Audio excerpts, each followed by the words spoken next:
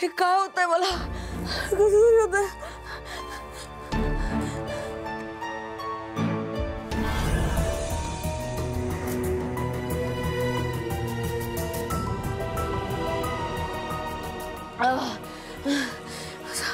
असं का होतंय मला? ते श्रीखंड खाताना गोड होता, पण नंतर कडू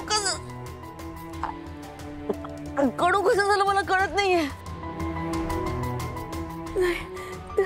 स्टुपिड मीराने काही केलं नसेल ना? पण ते असं का करेल? ती का करेल असं? तिने मला बहीण म्हणून एक्सेप्ट केलंय. कसं तरी होतंय.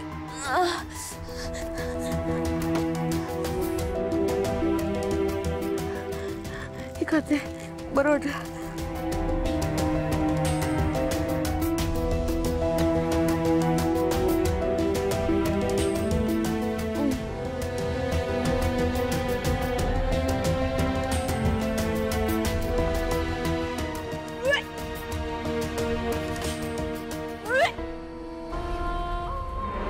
माया,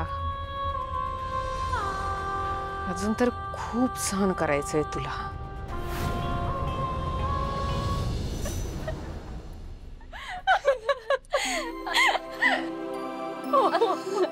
पहिलाच घास खाल्ला आणि मस्त मस्त म्हणत होती आणि नंतर तोंड वाकडच झालं ग तिचं. अगं तिच्या स्वभावासारखी ना तिची जीभ कडू झाली. ताई तुझं डोकं भारीच आहे. म्हणजे काय कमाल युक्ती सुचली ग तुला. मीरा, ही तर अजून सुरुवात आहे. तिने माझ्या वेदाला तुला त्रास दिलाय. शिक्षा तर तिला भोगावीच लागणार आहे. आता मायाची काही खैर नाही. आज श्रीखंड कडू लागलाय, उद्या तिला तिचं आयुष्यच कडू वाटेल. मीरा, तू आहेस माझ्या सोबत. आता समोरच्यासाठी शेरास 1.25 शेर तर मिळणारच ना. मीरा, हे बघ, ही आयडिया मला सुचली आहे. पुढची आयडिया तू शोध. हो नक्कीच. आता तू बघच ताई, आजचा दसरा माया विसरणारच नाही. एका मागून एक धक्के द्यायचे तिला. त्या मायाला म्हणावं, कुठल्या मांत्रिकाला बोलवून आणायचंय बोलवून आण. आता माझी बहीण आहे माझ्या सोबत. मीरा, आपण त्या मांत्रिकाचे पण असेच हाल करणार.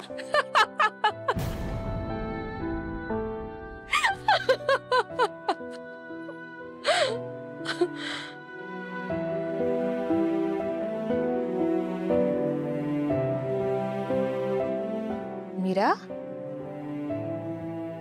काय ग असं हसता हसता डोळे का पाणावले तुझे? ताई अगं, मला आपलं बालपण आठवलं. आपण अशीच मजा मस्ती करायचो ना ग तेव्हा. पण असंच कोणी बाजूला बसलं असेल तर त्याला शेपटी लावायचो आणि मग तो पुढे निघून गेल्यावर त्याच्या मागे मागे जाऊन हसायचो. आणि ताई तुला आठवते का ग, म्हणजे शाळेमध्ये आपण मुलींच्या वेण्या एकमेकींच्या वेण्यांना बांधून ठेवायचो. सावंतांच्या ओसरी समोर अगो आपण किती फटाके फोडलेत. आणि हो, ते राणींच्या बागेतून आपण किती कैऱ्या चोरून खायचो.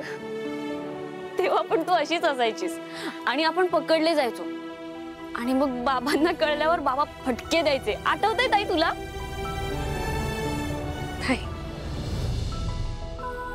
नाही आठवत मीरा.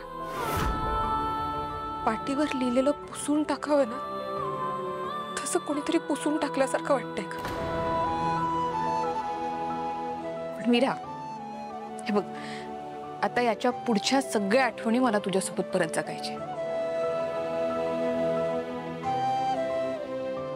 हो ताई,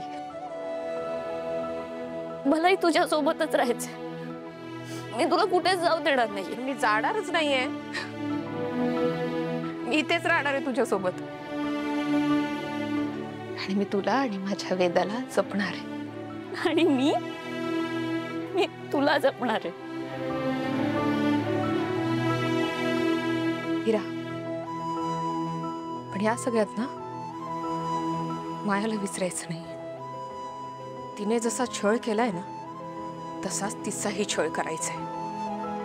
मला मायाचा इतका कधी कधी राग येतो ना ताई. कधी कधी तर असं वाटतं की जे तिने तुझ्यासोबत केलंय ना ताई तेच मी तिच्यासोबत करावं. पण मग असा विचार येतो की तिच्यात आणि आपल्यात फरक काय, हो ना? हो, पण मीरा, आपल्याला तिचा जीव घ्यायचाच नाहीये, पण तिने स्वतः कबूल केलं पाहिजे की ती तुझी बहीण नाहीये. इतका छळ करायचा आहे तिचा.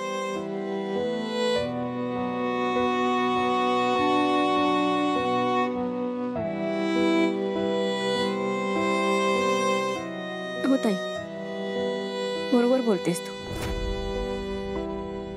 आपण असंच करूया. आता तू बघच. मीरा, वेदा आली.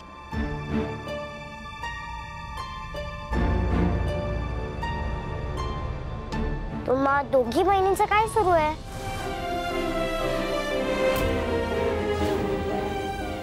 मीरा, वेदाला मी दिसतीये. वेदा तुला दिसतीये मी? मीरा, वेदाला दिसले मी. तिने बघितलं आपल्या दोघींना. वेदा माझ्याकडे बघ. हो, बोल ना बाळा. माया मावशी पण ना अशीच आहे. ती ना एकटीच बडबडत असते. काय प्रॉब्लेम काय आहे तुमचा?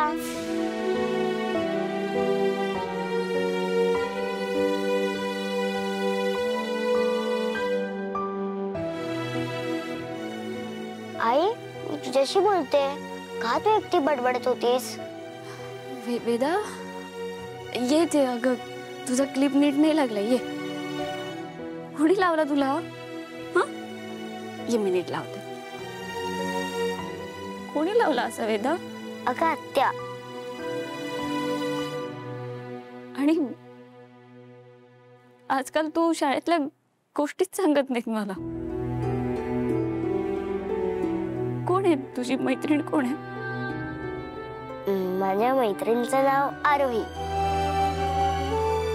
एक क्षण वाटलं वेदा मला बघू शकते. किती आनंद झाला होता. पण नाही, तिने मला बघायला नको.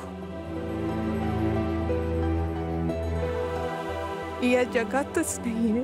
हे दुःख विसरून आता ती पुढे आली आहे. मीराला आई मानलंय तिने. आत्ता कुठे नॉर्मल होतीये ती. त्यात मी तिला दिसायला नको.